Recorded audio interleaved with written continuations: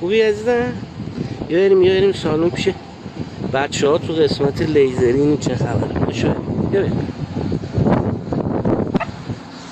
امروز بریم داخل قسمت سالن برش ورقای لیزری.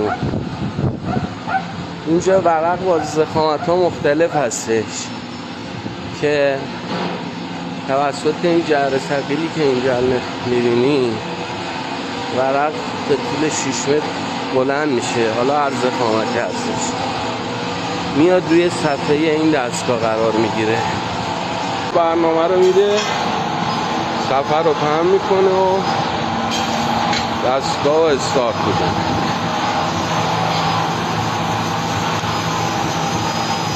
این دستگاه لیزر یکی از بزرگترین دستگاه لیزر در سطح کشور است که فلزات رو برش میده و ضخامت براش مهم نیست. تا 3.5 سانت فولادی رو به راحتی مثل کاغذ براتون با دقت 100% برش میده.